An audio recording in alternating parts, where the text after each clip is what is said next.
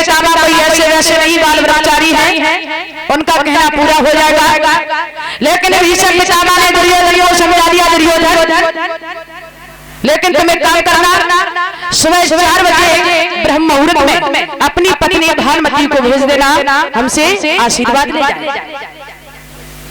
लेकिन परीक्षित महाराज बताया कि दुर्योधन अपनी पत्नी भानुमति को लेकर नहीं पहुंच पाए, उससे पहले कन्हैया ने अपनी राजनीति खेल दी और द्रौपदी को जाकर समझा दिया, बहन देखो काहे को परेशान हो रही हो और कल तुम्हारा स्वाग उजड़ जाएगा, इसलिए तुम एक काम करो, बाबा से जाओ और बाबा से जाकर के आशीर्वाद ले आओ और नहीं तो तुम्हारा स्वाग उजड़ जाएगा।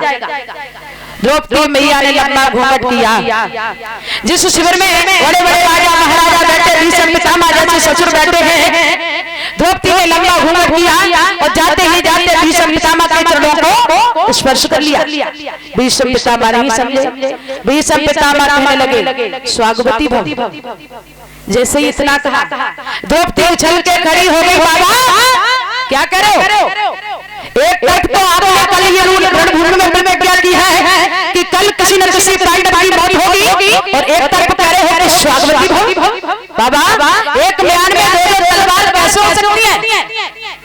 भीष्म पितामह ने देखा, द्रौपदी तुम, मैं तो समझ रहा था कि दुर्योधन की पत्नी भानुमति होगी, लेकिन तुम बीच में कहां से आ गई? भीष्म पितामह ने नेत्रों को बंद किया और समझ गए कन्हैया तुम्हारे अलावा किसी की औकात नहीं थी जो हमारी प्रतिज्ञा तोड़वा देता। लेकिन कन्हैया चिंता मत करो, जो तुमने ये प्रतिज्ञा की है, जो तुमने ये संकल्प किया है कि मैं महाभारत में चक्र नहीं उठाऊंगा, यदि मैंने महाभारत में तुमसे चक्र नहीं उठवा दिया तो हमारा नाती गंगा पुत्र भीष्म नहीं है। किस तरीके से त्रिलोकीनाथ भगवान कन्हैया के हाथों से आज चक्र उठवाया है। ऐसे ऐसे महान प्रतापी वीर योद्धा हुए हैं जिन्होंने त्रिलोकीनाथ भगवान कन्हैया की प्रतिज्ञा को भंग कर दिया। बोली वृंदावन हरि लाल की, बोली राधा कृष्ण की। आज जब समय हुआ है, दोनों रणभूमि में पहुंचे हैं, युद्ध के लगाने बजे लगे। बताया है कि युद्ध होते होते बड़ा समय हो चुका। कन्हैया जानते थे कि जब तक बाबा की मौत नहीं होगी और तब तक ये युद्ध विराम नहीं होगा। कन्हैया ने अर्जुन को समझाया, अर्जुन यदि तुम ये युद्ध शांत करना चाहते हो तो तुम बाबा के पास चले जाओ, क्योंकि बाबा की इच्छा मृत्यु है और जब तक बाबा की मौत नहीं होगी और तब तक ये युद्ध विराम नहीं होगा। कन्हैया के कहने पर अर्जुन आज भीष्म पितामह के पास में पहुंचे हैं, हाथ जोड़कर के कहने लगे, बाबा आप तो जानते हैं कि ये महाभारत होते होते बहुत समय व्यतीत हो चुका, और बाबा जब तक आपकी मौत नहीं होगी और तब तक ये युद्ध विराम नहीं होगा। बाबा आप ये बताओ कि आपकी मौत कैसे होगी? क्योंकि भीष्म पितामह की इच्छा मृत्यु थी। भीष्म पितामह मुस्कुराने लगे, कहने लगे, अर्जुन अगर ऐसी बात है, यदि आप मुझे मारना चाहते हैं तो सुनो। उसी समय भीष्म पितामह अर्जुन को समझाते हैं,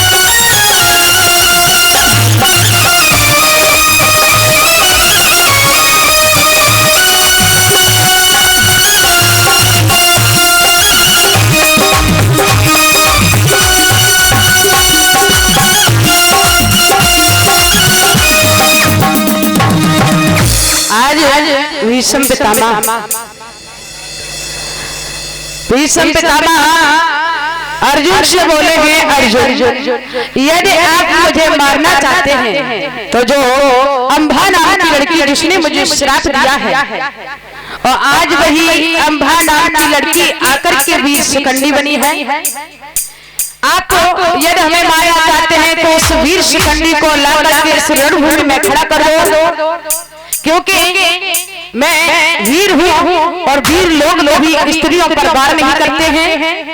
ये बात कन्हैया ने सुनी।